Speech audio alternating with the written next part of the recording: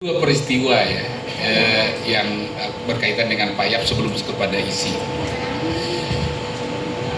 Yang pertama, ada satu tokoh ya di LBH Jakarta, kenal saya kira sebagian apa seluruhnya, karena kemudian dia menjadi pejabat ya, yaitu Wamen, wakil menteri ya, wakil menteri. Orangnya cacat pincang ya. Ketika dia melamar di LBH ikut proses ya, saya lihat gaya bicaranya, saya lihat ini anak ini ada bibit, ini ada bakat, ini seperti menjadi Yap Tian Hin yang baru yang kemudian. Biasanya kan kalau orang cacat, udahlah kan, apalagi LBH suka dikejar-kejar tentara kan gitu ya. Nanti kalau kabur gimana kan gitu ya. Irianto saya kira pasti tahu, dan karena saya kira angkatannya Irianto ya kalau nggak salah. Saya bilang waktu itu ke dia, oke, kamu berikan kesempatan karena saya melihat diri Pak Yap pada dirimu kan gitu. Jadi gaya bicaranya lugas, dan maaf dia juga memang Tionghoa ya, Chinese kan gitu. Siapa namanya? Surya Chandra. Dr. Surya Chandra SHLLN. Saya nggak tahu Pak Honggi pernah dengar nggak nama itu. Saya bilang sama dia, dan memang dia sempat jadi wamen. Ya, wamen apa sih dia ya? ATR ya. Ya, walaupun karir politiknya sepertinya lagi tertunda karena keluar dari PSI, berantem dengan PSI. Saya dengar masuk Nasdem ya sekarang. Dia nggak dengar ya, mestinya kita undang dia. Jadi Surya Chandra itu bicaranya, beraninya sama saya lihat. Jadi saya berikan kesempatan dan saya tidak salah, dan ternyata bisa sampai naik ke atas, walaupun ternyata tidak persis sama lah ya. Ya tentu nggak bisa disamakan. Ya, karena buku ini juga ditulis dalam rangka itu supaya lahir ya seperti Pak Yap ya, yang tadi kan Irianto mengatakan hukum etis ya, harus ada etika dan logis ya tadi ya. Ya, kalau itu bukan hukum ya. Artinya yang mempunyai persepsi begitu. Ada lagi yang kedua, ini soal keberanian. Tadi nggak disebut soal keberanian. Pak Yap itu nggak ada takutnya. Mestinya kan, sorry ya, kalau misalnya dia minoritas. Nah, jadi berlomba-lomba. Nah, kalau Denlev bilang rivalry, jadi bukan sistemik. Nah, puncaknya tahun 61 lahirnya terpisah. Undang-undang kepolisian nomor 13 kalau nggak salah tahun 61, kemudian undang-undang kejaksaan tahun 65, dan itu berlanjut sekarang di antara mereka ini dengan apa yang disebut konsep dominus litis dan konsep diferensiasi fungsional. Nggak ada yang kita berani masuk ke sini, kita akan terinjak ini ke sini. Itu nggak akan terinjak karena saya sudah menangkap clue itu ketika di DPR ya. Itu tidak lagi dalam posisi mendengar ya. Jadi kita tinggal sekarang mencari bab yang berkaitan dengan advokat yang barangkali bisa kita tambah dari posisi yang sekarang. Kita nggak akan bisa masuk ke arah situ sekarang karena terlalu kuat. Karena saya ingat ya ketika ada lagu yang apa namanya terkenal itu, bayar gitu kan, lagu apa sih? Bayar polisi, bayar, kan ada lagu itu kan. Terus diperiksakan itu orang, kan muncul ketua komisi 3, polisi baik kan gitu kan, ada muncul kan itu, polisi baik. Padahal kan sebenarnya yang nyanyi itu nggak bilang Polri kan nggak bilang, polisi kan bisa polisi di mana saja kan gitu. Kok polisi Indonesia tersinggung kan nggak bilang Polri kan gitu ya. Nah jadi ada situasi yang kita hadapi seperti itu. Nah kasus Pak Yap ya, kasus Pak Yap ini memutuskan perkara ya, kita panggil terus kemudian kita wawancara. Coba terangkan dulu kasusnya apa sih yang Bapak putus itu. Saya nggak yakin 20% dia bisa kuasai, kecuali yang didengar ketika sidang kan itu. Tapi tidak secara detail, padahal yang namanya pidana tentang nyawa orang, tentang kemerdekaan orang, tentang harga orang, tapi dia tidak kuasai. Nah, kalau ini yang terjadi, namanya itu apa? Peradilan yang sesat. Itu peradilan yang sesat. Jadi memutuskan perkara tanpa dia tahu detailnya, tapi dia punya kuasa, itu persoalannya. Nah begitu Pak Hamdi. Nah sekarang dalam situasi begitu, kita dalam posisi begitu, kita menghadapi misalnya tiang gantungan atau kita ditembak gitu ya, masuk penjara dan segala macam. Sementara hakimnya ketika sidang tidur melulu kan gitu ya, tidur melulu Pak, tidur gitu ya, tiba-tiba 20 tahun penjara, ya seumur hidup. Itu yang terjadi. Itu yang terjadi sekarang. Apa yang harus kita lakukan? Kalau disuruh misalnya mau ambil risiko itu atau menyuap hakimnya. Kalau disuap nanti kemudian jadi benar hukumnya. Ada dilema-dilema yang seperti itu sekarang ini. Jadi hukumnya atau sistemnya membuat, saya nggak mengatakan hakimnya itu semua jahat, polisinya itu jahat dan segala macam. Saya nggak, ada satu sistem yang membuat. Nah makanya kalau kita pelajari banyak kasus-kasus, polisi itu jadi kurir heroin supaya dia bisa sesping kan gitu kan. Kemudian lain sebagainya lah, dia backing sana backing sini, karena kalau naik pangkat dia harus dan seterusnya dan seterusnya. Cuma memang sering bablas ya, sering bablas. Kalau kita pergi ke misalnya Polda atau Mabes gitu ya, itu nggak jarang itu mobil Land Cruiser dan lain sebagainya yang ada di sana. Padahal kalau gajinya itu, kalau beli Avanza itu sebenarnya juga udah cukup kan begitu. Maksud saya itu yang paling jauh yang bisa dibayar dan tidak ada rasa malu. Jadi memang bablas memang. Ya dari hal yang tadi itu ya, maksudnya gajinya yang kurang dan lain sebagainya itu dapat akhirnya bablas jadi kemewahan. Karena kan kasat mata itu kan melihat itu. Nah itulah sebabnya ini para advokat proletar ini yang banyak ngomong itu undang RUU aset recovery kan ada undang-undang perampasan aset gitu ya. Kenapa nggak diundangkan gitu ya? Kenapa nggak? Karena memang itu turunan dari UNCAC, United Nations Against Corruption. Karena di sana adalah ada satu kriminalisasi yang disebut unexplained wealth, kekayaan yang tidak bisa dijelaskan dari mana asalnya, dan kemudian illicit enrichment, memperkaya diri secara tidak benar kan, illicit enrichment. Itu nggak didahulukan tuh, nggak dibicarakan. Memang sudah pernah ada mungkin, jadi gimmick sih saya kira ya, sudah pernah. Kalau itu dilakukan kan mudah sekali melihat, loh bapak ini kok punya Land Cruiser. Atau gini, ada satu ilustrasi ya, saya lagi suka melihat pohon durian, tapi yang lebih dulu udah Pak Haji Rizal Damanik lah, dan duriannya sudah berbuah duriannya ya. Saya mau nanam durian gitu ya, jadi saya lihat di dalam satu video itu ada di daerah Mahara Cisarua pohon durian kan gitu ya. Saya datang ke sana, betul duriannya itu Musang King, Black Toron, bagus, tempatnya itu bagus, luas. Akhirnya ngobrol si penjaganya, siapa yang punya ini? Ya saya usah nggak sebut namanya ya, jenderal polisi yang punya. Oh yang ini juga pejabat di depannya. Jadi pohon-pohon durian. Jadi rupanya durian sudah tidak lagi diimpor dari Malaysia juga sudah. Itu lihat di situ. Setelah itu saya nggak mau datang lagi ke situ. Tadinya saya mau ajak teman-teman kan gitu ya. Loh ini jangan-jangan ketika saya ditilang dikumpulkan masuk ke situ kali. Betul ya. Ada nanti tempatnya kalau nanti secara offline nanti saya bagus tempatnya, duriannya banyak gitu. Tapi saya nggak mau makan durian itu, saya langsung pergi. Setelah disebut pemiliknya siapa begitu ya, wah nggak jadi deh. Ya mungkin uangnya sahur kali dia ditilang kan itu nggak kesan kan begitu. Oke. Jadi intinya, jadi kita persoalan kita keterpaduan. Jadi dengan kata lain, andai kata terpadu.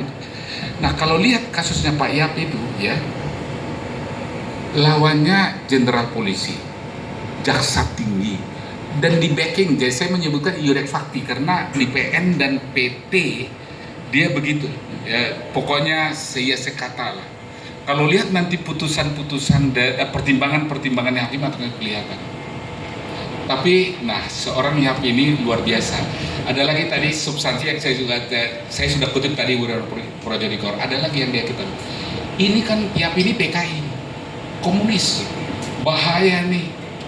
Kalau dia sampai menang PKI dia jaksa agung, mampus kita semua kan gitu ya. Dan Cina pula kan, maaf ya, Cina pula. Dan namanya kan nggak diganti kan gitu. Itu bagus sekali dia menjelaskannya itu ya. Emang kira-kira beginilah kalau saya bahas. Emang kalau saya dengan nama Indonesia bahwa saya lebih Indonesia? Ya enggak.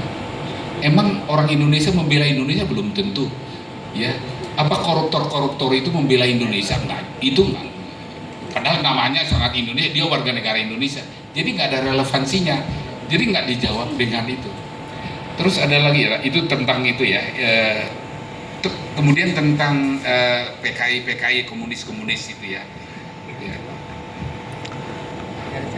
Kemudian dimunculkan Pak Yap itu anggota konstituante ya, bukan BPUPKI ya, konstituante. Jadi perdebatan itu di konstituante ya. Jadi rupanya kan memang sebelumnya Pak Yap itu Baperki ya, sama dengan Wicuta ya, dan mereka juga satu kantor setahu saya dulu ya. Tapi perbedaan pendapat itu seperti Honggi itu tadi, perbedaan pendapat tentang mysterious killings ya. Saya juga berbeda pendapat dengan Honggi tentang itu ya. Karena saya sependapat dengan Pak Yap, karena kita lawan itu yang namanya mysterious killings itu ya. Yang dulu ada Malik bilang, kenapa sih ditembak? Tangkap hari ini, adili siang hari, eksekusi malam hari. Itu kan omongannya ada Malik kan dulu ya. Kira-kira adalah due process of law-nya kan gitu. Jangan langsung tembak-tembak di sana kan gitu. Tapi memang melihat kejamnya kejahatan itu ya memang manusiawi ya. Kalau kita mengatakan begitu. Nah, dimunculkan itu di konstituante itu. Rupanya karena perbedaan pendapat dengan Baperki keluar rupanya. Jadi itu sendiri ya Pak Yap. Jadi omongan-omongannya itu sangat nasionalis, sangat Indonesia dan seterusnya lah. Jadi di mana komunisnya, di mana itulah. Jadi bagus sekali. Nah, jadi mudah-mudahan sejawat advokat di sini tadi setelah menerima buku itu tadi Irianto setelah terima buku diapain bukunya? Baca kan gitu ya. Jadi perlu supaya nanti dan kemudian tidak cukup dibaca. Nanti saya juga mengharapkan DPC bikin bedah buku secara lokal, nggak usah seremonial. Tadi saya sudah senang tadi dengar dari Tara tadi ya Tangerang Raya. Dia sudah berkomunikasi dengan UPH, nanti akan ada bedah buku itu nanti di UPH. Hal yang serupa juga saya harapkan dari DPC yang lain, supaya sosialisasinya itu jalan. Jadi jangan seperti saya pernah dengar ya, ada satu instansi dikirim buku dari pusat kan begitu ya, dengan pesan tolong dijaga buku ini dengan baik-baik kan gitu. Nah, ditaruh di laci kan gitu, di rak buku.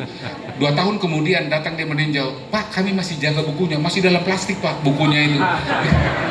Kan kami jaga Pak katanya, jangan kayak begitu. Kalau itu yang terjadi, wah cilaka lah kalau kayak begitu ya. Dan buku yang kedua dan yang ketiga juga sebagai artinya referensi kita menanggapi persoalan organisasi advokat sekarang supaya kemudian lebih pasti lah. Nah jadi intinya adalah buku ini yang terdiri dari 3 bagian. Bagian yang pertama prolog, kira-kira saya menceritakan di mana kita sekarang ini, ya advokat, profesi advokat dan hukum kita itu di bagian awal. Kemudian masuk kepada bagian yang kedua, yaitu tentang proceedingnya. Dan itu adalah proceeding dulu yang diterbitkan Peradin zaman dulu, tapi hanya begitu aja. Ya kita dulu anggota Peradin karena dikatakan itu legacy. Jadi mereka menerbitkan itu legacy. Jadi kalau legacy disimpan begitu nggak legacy dong. Nah itulah sebabnya kemudian setelah melihat-lihat hal yang tadi tersentak kemudian menulis buku itu. Jadi bagus juga lihat itu tanya jawabnya. Pembelanya waktu itu ada 3, yang saya ingat 2 ya. Satu Datuk Singomangkuto. Ya Jamaluddin Singomangkuto karena mentor kita juga dulu, sampai saya masih sempat jadi dia mentor. Dan yang kedua Mr. Jainal Abidin ya, Mr. Jainal Abidin. Satu lagi lupa saya siapa namanya. Ada 3 waktu pembelaan. Dan yang ketiga epilognya, jadi untuk kemana kita sekarang. Nah ada saya bicara tentang budaya hukum, tadi saya sudah cuplik, tapi intinya saya mau mengatakan kalau betul omongannya Wiryono Projodikoro itu harus kita rekonstruksi lagi budaya hukum yang seperti itu. Ya caranya secara singkat adalah mari kita bangun sistem peradilan yang terpadu supaya budaya hukumnya yang positif, bukan yang prejudis ya, di mana advokat dianggap soal itu kutip sana kutip sini itu soal gaya-gayaan aja. Itu hanya menutupi kelemahannya, tapi sungguh-sungguh berargumentasi. Karena kalau kita mengutip misalnya sarjana itu kan doktrin atau sumber hukum, boleh kita jadikan rujukan. Kalau misalnya tidak ada di Indonesia, kita komparatif kan ke luar negeri yang berbahasa Inggris, bahasa Belanda kan begitu. Jadi bukan gagah-gagahan, tapi sungguh-sungguh supaya hukumnya itu tadi seperti yang dikatakan oleh Irianto, hukum yang etis, tapi juga hukum yang logis, ya, dan yang bermanfaat untuk kepentingan masyarakat. Nah itu saya kira yang ingin saya sampaikan, dan dalam perspektif RUU KUHP yang lagi kita bicarakan sekarang ini ini juga sangat penting kan gitu ya, dan sekaligus diharapkan menjadi inspirasi untuk kita semua advokat yang ada di sini, supaya Indonesia itu sekecil apapun mari kita sumbangkan kan gitu, supaya hukum ini lebih baik ya. Kalau tidak, karena Honggi tadi yang mengatakan dia setuju tadi penembak misterius, karena dia sudah hopeless gitu ya, kecewa kan gitu ya melihat keadaan, karena memang preman pada waktu itu merajalela, dan sekarang juga muncul. Konon saya baca di koran tadi pagi mobil Cina yang di Cikarang ya, BYD, dan itu diperas itu sampai berapa juta ya, dan memang sebelumnya juga ormas macam-macam gitu ya, mungut-mungut segala macam. Itu sudah mirip tahun 83, itu saya ingat itu Pak ya, tapi kan temporer, memang hilang sebentar, tapi kekejaman itu kan luar biasa. Ada satu contoh dulu ketika kita LBH, kami di LBH kami dulu menangani perlawanan rakyat terhadap renovasi Borobudur.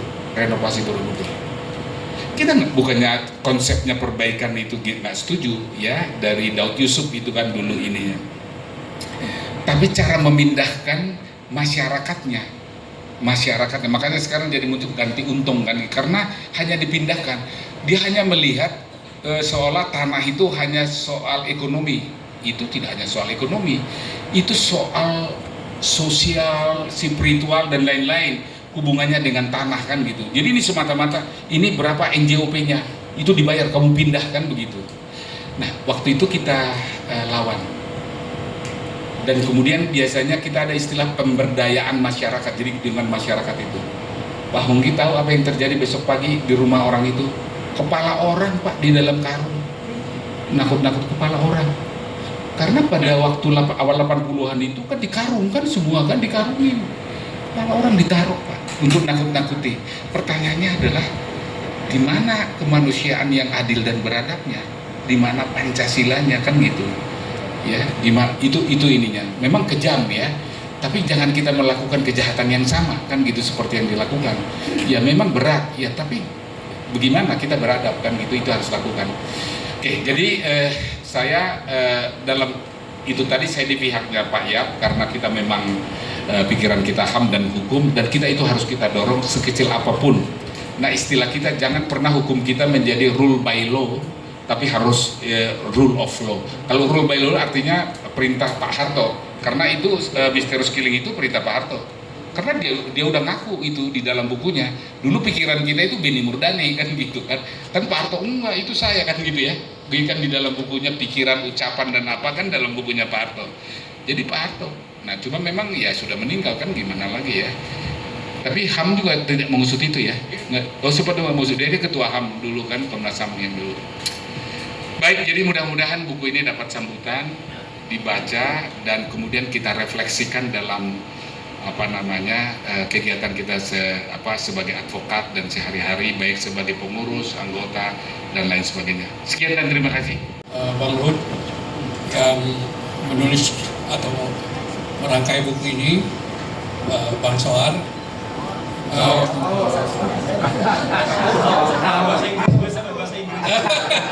Saya biasa panggil Soar. Nggak sengaja. Kan halal bihalal Bang. Halal bihalal nggak apa ini. Nggak halal mereka. Baik ya, mungkin kalau menanggapi nggak mungkin ya. Sebab kalau menanggapi ini semua yang sudah disampaikan oleh Bang Luhut itu nggak ada yang bisa ditanggapi semua. Nah mungkin lebih memberikan tambahan aja terhadap buku ini. Eh, yang pertama saya mau bicara dulu mengenai Pak Yapnya. Walaupun saya tidak secara personal bertemu atau berinteraksi dengan Pak Yap sebagaimana rekan saya Irianto, tapi saya kadang-kadang berjumpa beliau kalau saya datang ke YLBHI. Karena dulu waktu mahasiswa saya sering datang ke YLBHI. Bahkan kalau Bang Luhut ini datang ke Jogja, saya juga menemani Bang Luhut. Ya kesan saya memang orang yang sangat sederhana, selalu baju putih, lengan pendek itu dan celana hitam. Tapi yang ingin saya sampaikan lebih jauh adalah saya mendapatkan informasi yang lebih lengkap mengenai Pak Yap ini dari biografi yang ditulis oleh Dan Cleve. Dan Cleve itu menulis buku judulnya No Convention, The Life of Yap Jan Him, The Indonesian Human Rights Lawyer. Nah di buku itu detail sekali ya cerita mengenai Pak Yap ini seperti apa. Nah bagian yang paling menarik menurut saya itu adalah ketika Dan Cleve ini meneliti tentang Pak Yap membela Subandrio. Nah, ini juga pelajaran yang penting bagi kita. Bagaimana seorang pembela itu yang menurut saya Pak Yap ini mungkin adalah generasi terakhir dari lulusan Belanda dengan dengan gelar Master and Director, yang mungkin sangat berbeda dengan produk dari Fakultas Hukum pasca kemerdekaan. Kenapa saya berkesan begitu? Karena kalau kita perhatikan pembelaan Pak Yap dalam kasus Subandrio ini menunjukkan keahlian dia sebagai seorang juris. Yang pertama dia persoalkan tentang kasus Subandrio ini, yang pertama adalah legalitas dari Mahmilub itu sendiri. Mahkamah militer mengadili Subandrio itu pertama dipersoalkan legalitasnya. Kenapa Mahmilub hanya dibentuk oleh Kepres, oleh peraturan presiden? Seharusnya satu badan peradilan itu harus dibuat berdasarkan undang-undang. Itu menurut saya satu pembelaan yang jitu sekali, mempersoalkan basis dari kehadiran peradilan itu sendiri. Yang kedua juga dakwaan kepada Subandrio. Apakah benar Subandrio itu jadi dalang dari G13 PKI itu? Tapi yang ingin ditunjuk oleh Dan Cleve dan keahlian, kejelian dari Yap Jan Him ini adalah melihat penuntutnya itu Ali Said ya, itu tidak sebanding gitu. Karena Subandrio ini kan kepala BIN ya, kalau sekarang itu kepala BIN ya.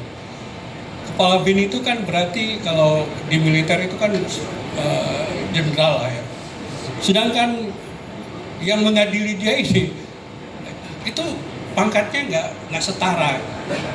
Karena itu nggak pantas lah mengadili orang yang pangkatnya rendah, apalagi di pengadilan militer, mahkamah luar biasa militer itu harusnya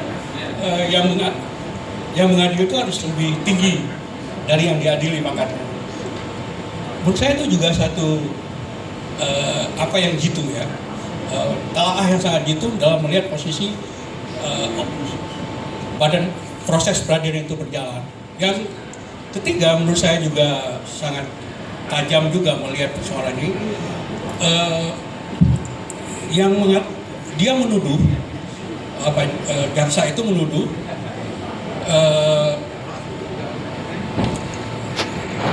Subandrio itu itu mengundang Aidit gitu, kembali ke Indonesia.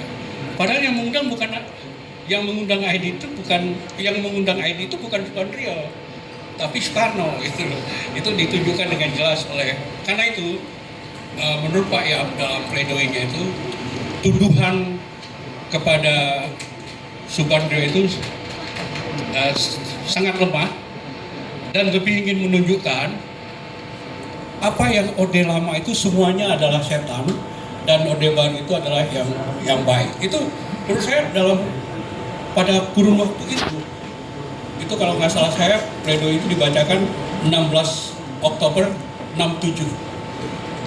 Pada kurun waktu di mana kekuasaan sedang bekerja dengan kuat itu, dia bicara tentang mempersoalkan legitimasi Orde Baru itu sangat berani menurut saya. Pada kurun waktu yang sangat berkuasa saat itu. Nah inilah menurut saya satu pelajaran yang paling penting yang harusnya mendapatkan menjadi inspirasi lah dari calon-calon advokat kita. Nah yang kedua yang relevansinya dengan kita sekarang, perkara yang menghukum Pak Yap ini yang kemudian dibebaskan di Mahkamah Agung ini, menurut saya penerbitan ini kembali sangat kontekstual ya, tepat waktu.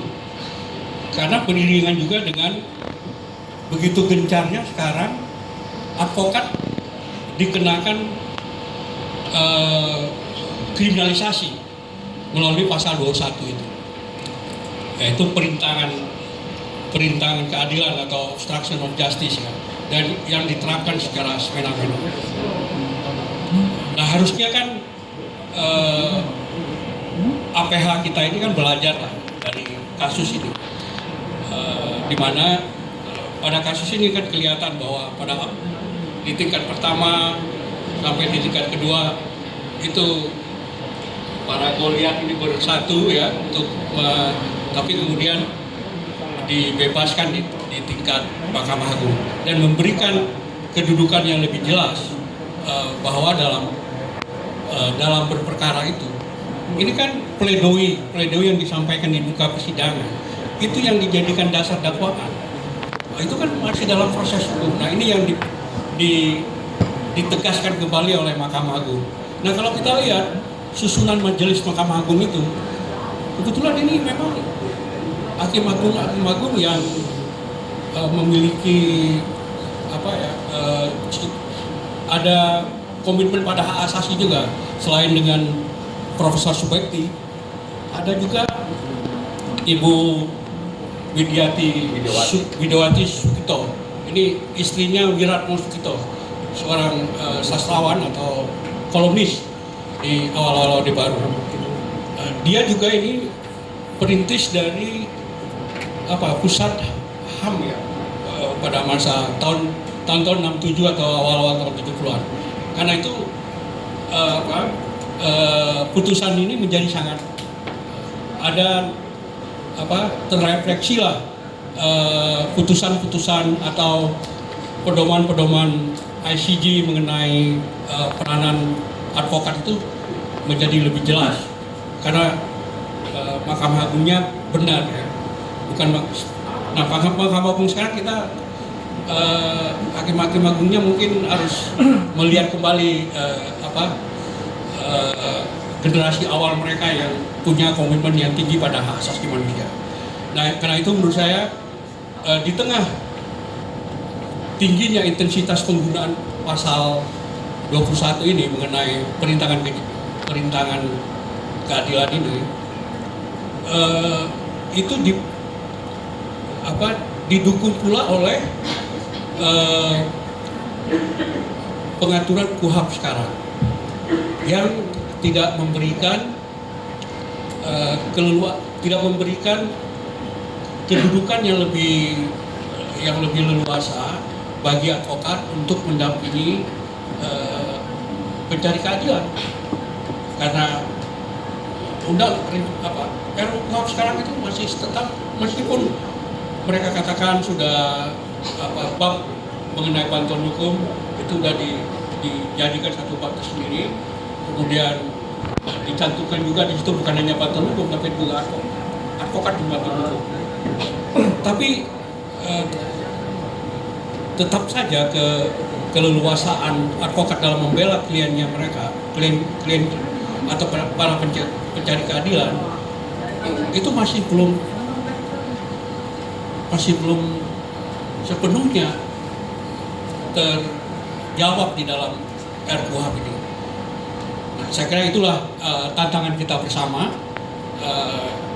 Semoga buku ini akan menjadi inspirasi buat ya, termasuk buat legislator kita yang sedang menyusun RKUHP ini, mengambil pelajaran juga dari apa yang terjadi pada advokat Yaptian ini. Saya kira demikian tanggapan tambahan ya terhadap buku ini. Terima kasih. Ya, Gian, tanggapan tambahan juga silakan, Bang.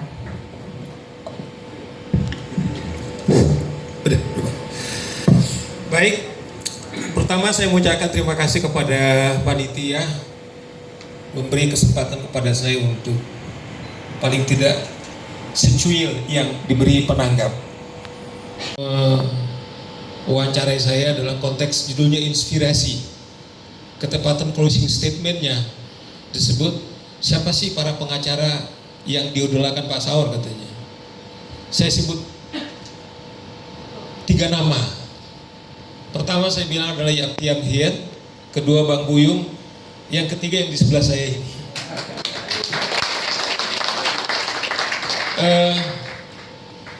Buku ini kemudian diberi judul oleh Bang Luhut, Daud Persis Goliat.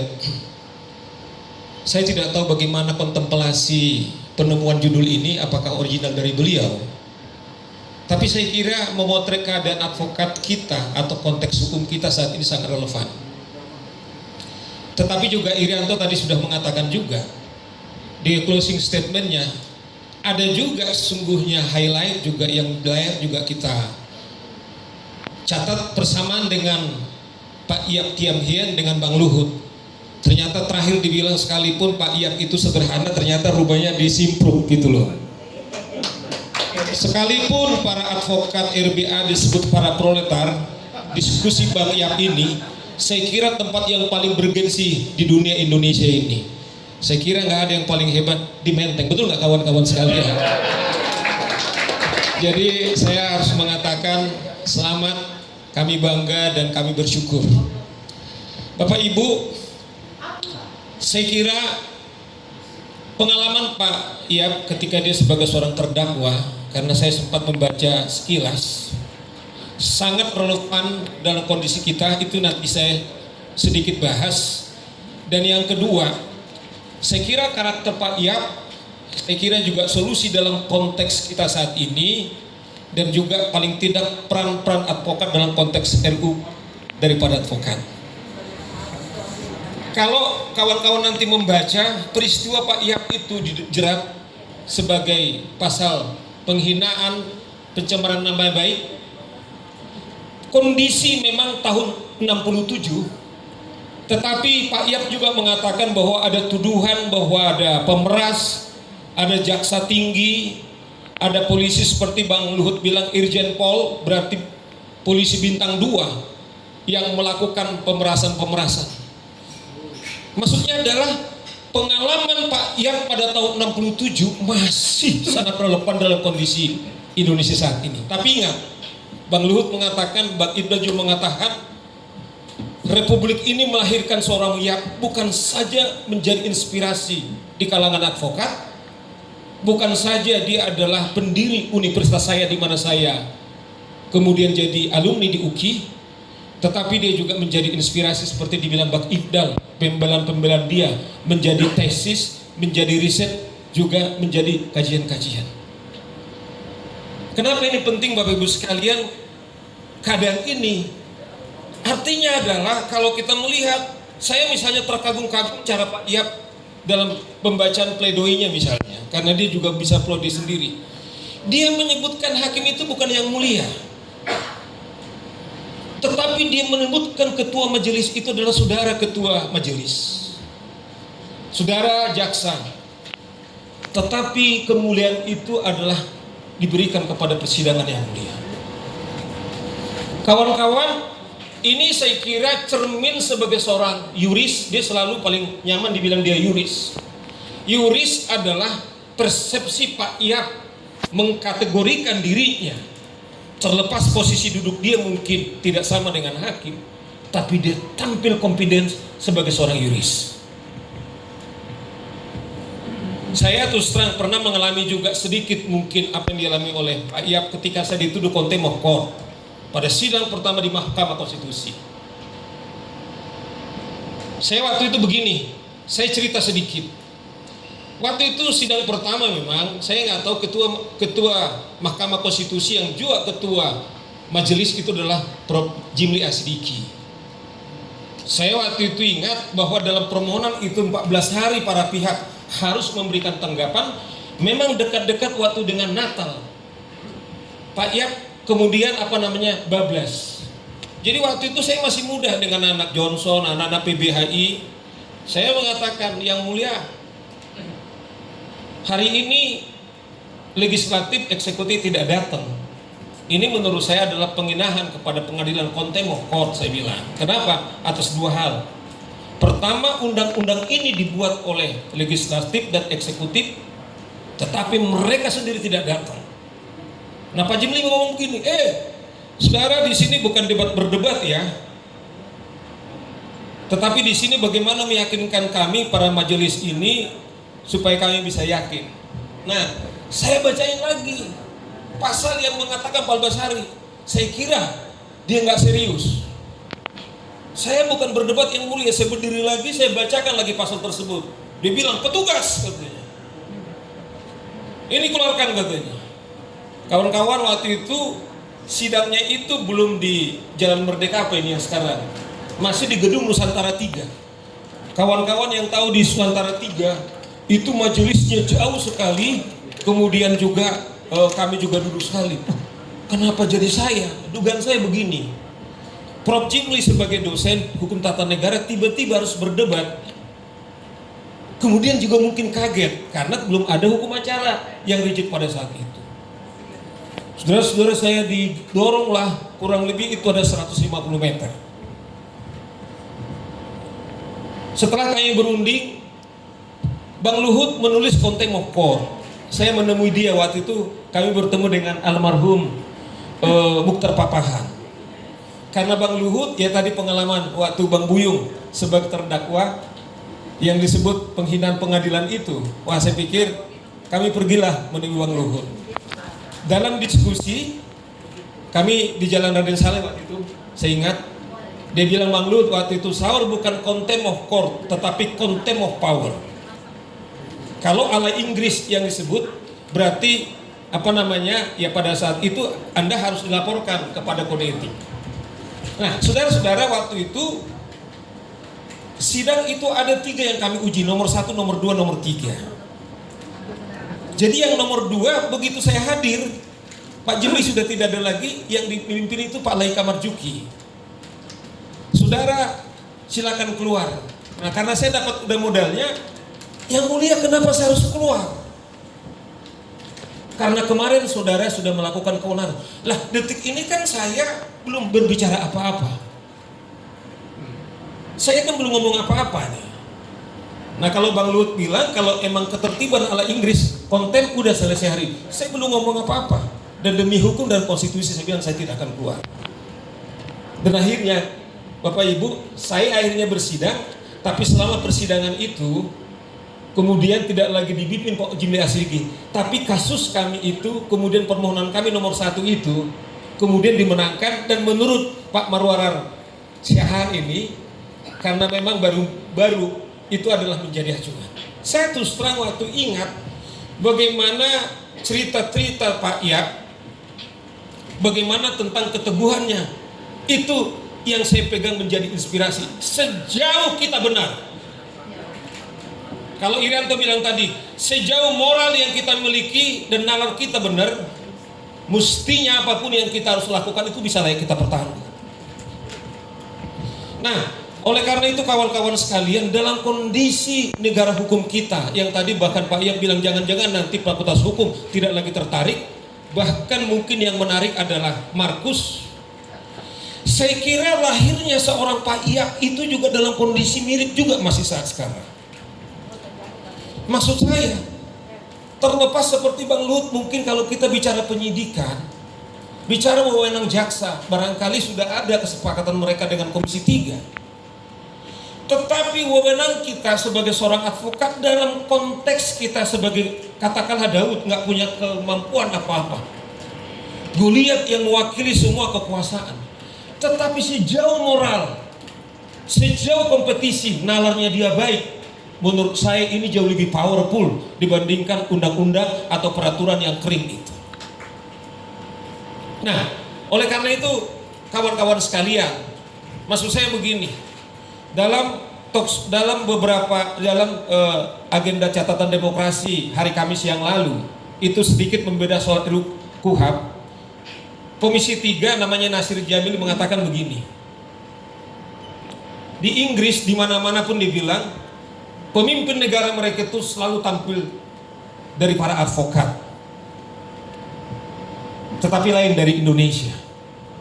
Kemudian ketepatan saya diminta penanggap. Saya bilang begini, saya terus terang, tergetar saya mendengarkan kesaksian atau komentar saudara Nasir, tetapi saya apresiasi tentang kejujurannya. Tapi saya bilang begini, karena ini kita bicara RUU KUHP, saya bilang begini, andaikan hakim komisaris ditiadakan dari RUU KUHP, saya bilang begini, satu-satunya profesi yang paling berperan nanti di konteks katakanlah integrated criminal justice system, peradilan yang terpadu, satu-satunya advokat. Mulai dengan penyelidikan, mulai dengan penyidikan, penuntutan sampai dengan putusan, peran advokat ada di sana. Nasir, saya bilang, kami tidak butuh belas kasihan dari negara.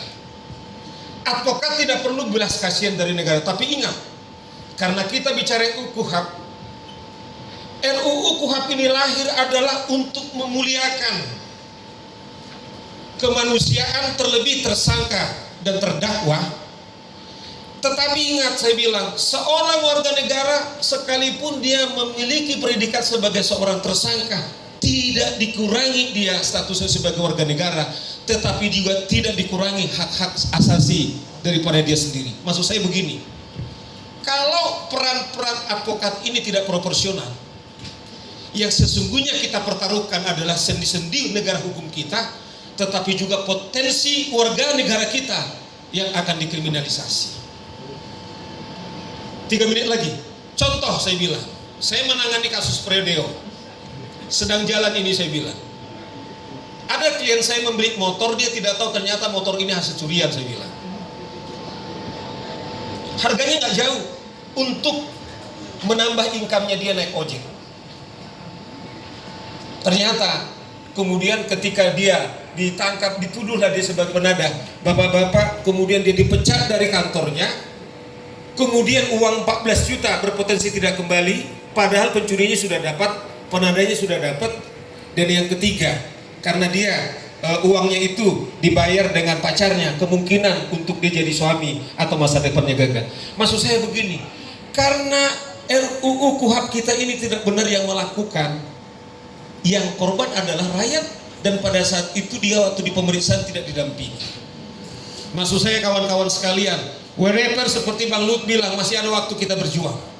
Tetapi ingat, andaikan pun Goliat itu tetap jalan, jadilah Daud seperti Pak Iyam. Jaga integritas kebenaran kita.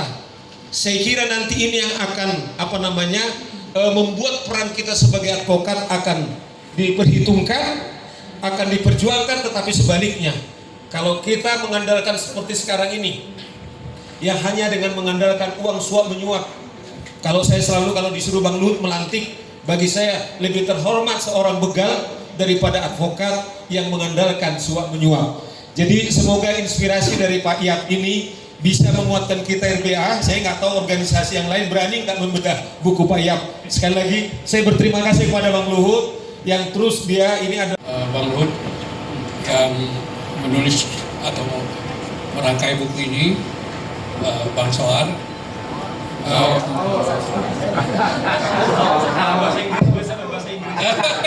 Saya biasa pakai Sohar. Sengaja. Kan halal bihalal Bang Iman. Halal bihalal nggak apa ini. Nggak halal nih mereka. Baik ya, mungkin kalau menanggapi nggak mungkin ya. Sebab kalau menanggapi ini semua yang sudah disampaikan oleh Bang Luhut itu nggak ada yang bisa ditanggapi semua. Nah mungkin lebih memberikan tambahan aja terhadap buku ini. Yang pertama saya mau bicara dulu mengenai Pak Yap ya.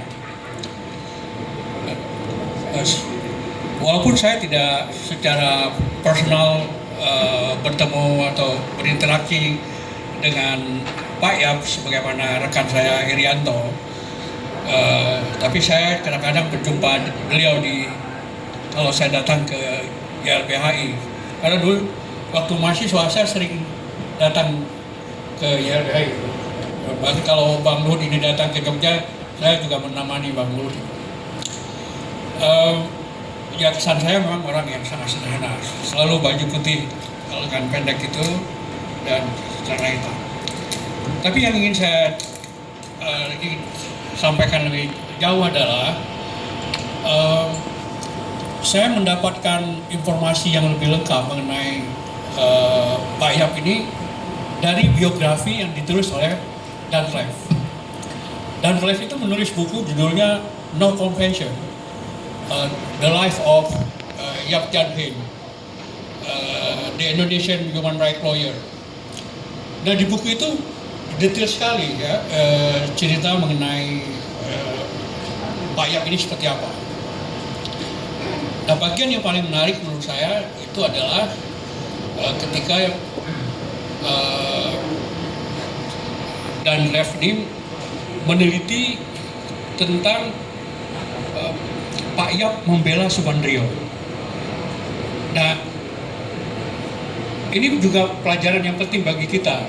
Bagaimana seorang pembela itu yang menurut saya Pak Yap ini mungkin adalah generasi terakhir dari lulusan Belanda dengan dengan gelar Master and Director, yang mungkin sangat berbeda dengan produk dari Fakultas Hukum pasca kemerdekaan. Kenapa saya berkesan begitu?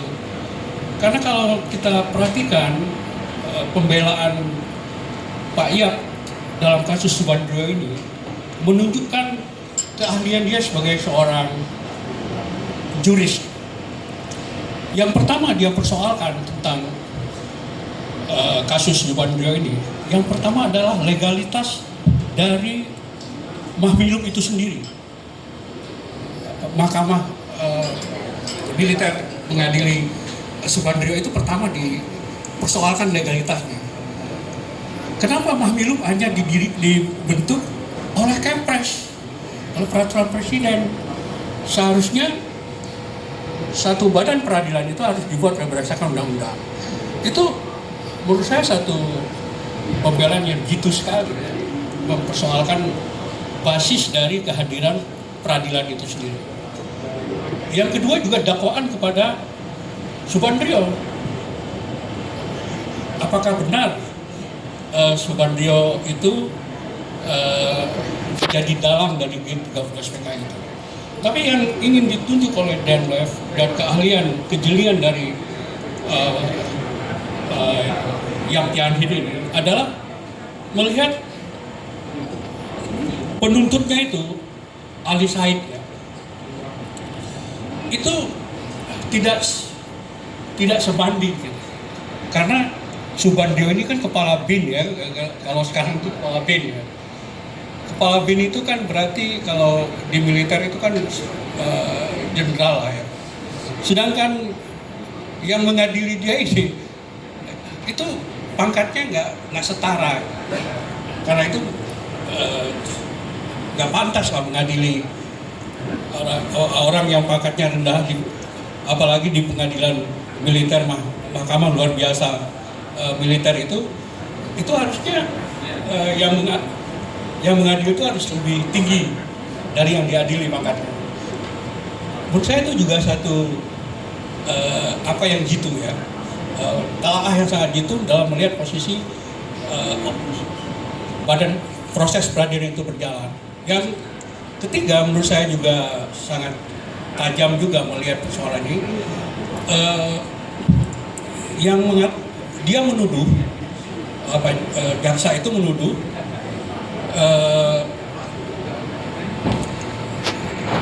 Subandrio itu mengundang Aidit gitu, kembali ke Indonesia. Padahal yang mengundang Aidit itu bukan Subandrio, tapi Soekarno gitu loh. Itu ditunjukkan dengan jelas karena itu menurut Pak Yap dalam pledoinya itu tuduhan kepada Subandrio itu sangat lemah dan lebih ingin menunjukkan apa yang Orde Lama itu semuanya adalah setan dan Orde Baru itu adalah yang baik. Itu menurut saya pada kurun waktu itu kalau nggak salah saya pledoi itu dibacakan 16 Oktober 67. Pada kurun waktu di mana kekuasaan sedang bekerja dengan kuat itu, dia bicara tentang mempersoalkan legitimasi Orde Baru itu sangat berani saya. Pada kurun waktu yang sangat berkuasa saat itu. Nah inilah menurut saya satu pelajaran yang paling penting yang harusnya mendapatkan menjadi inspirasi lah dari calon-calon advokat kita. Nah yang kedua yang relevansinya dengan kita sekarang, perkara yang menghukum Pak Yap ini yang kemudian dibebaskan di Mahkamah Agung ini, menurut saya penerbitan ini kembali sangat kontekstual ya, tepat waktu. Karena beriringan juga dengan begitu gencarnya sekarang advokat dikenakan kriminalisasi melalui pasal 21 itu, yaitu perintangan keadilan atau obstruction of justice ya, dan yang diterapkan secara semena-mena. Nah harusnya kan APH kita ini kan belajar lah dari kasus ini, di mana pada kasus ini kan kelihatan bahwa di tingkat pertama sampai di tingkat kedua itu para goliat ini bersatu ya tapi kemudian dibebaskan di tingkat Mahkamah Agung dan memberikan kedudukan yang lebih jelas bahwa dalam berperkara itu ini kan pledoi yang disampaikan di muka persidangan itu yang dijadikan dasar dakwaan. Itu kan masih dalam proses hukum. Nah ini yang ditegaskan kembali oleh Mahkamah Agung. Nah kalau kita lihat susunan majelis Mahkamah Agung itu, kebetulan ini memang hakim agung yang memiliki ada komitmen pada hak asasi juga. Selain dengan Profesor Subekti, ada juga Ibu Widiawati Sukito. Ini istrinya Wiratno Sukito, seorang sastrawan atau kolumnis di awal-awal Orde Baru. Dia juga ini perintis dari pusat HAM ya, pada masa tahun-tahun 67 atau awal-awal tahun 70-an. Karena itu putusan ini menjadi sangat terrefleksi lah putusan-putusan atau pedoman-pedoman ICJ mengenai peranan advokat itu menjadi lebih jelas.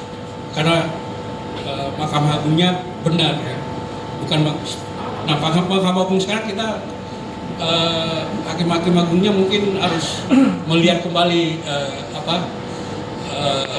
generasi awal mereka yang punya komitmen yang tinggi pada hak asasi manusia.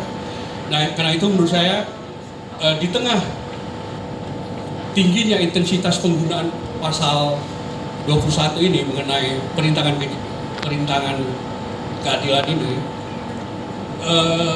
itu didukung pula oleh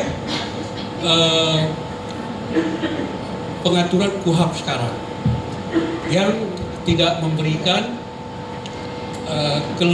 tidak memberikan kedudukan yang lebih leluasa bagi advokat untuk mendampingi pencari keadilan, karena KUHP sekarang itu masih tetap, meskipun mereka katakan sudah bab mengenai bantuan hukum itu sudah dijadikan satu bab tersendiri, kemudian dicantumkan juga di situ bukan hanya bantuan hukum tapi juga advokat di bantuan hukum.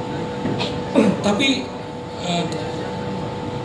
tetap saja keleluasaan advokat dalam membela kliennya mereka, klien atau para pencari keadilan itu masih belum sepenuhnya terjawab di dalam RKUHP ini. Nah, saya kira itulah tantangan kita bersama. Semoga buku ini akan menjadi inspirasi buat termasuk buat legislator kita yang sedang menyusun RKUHP ini, mengambil pelajaran juga dari apa yang terjadi pada advokat Yahya ini. Saya kira demikian tanggapan tambahan ya terhadap buku ini. Terima kasih.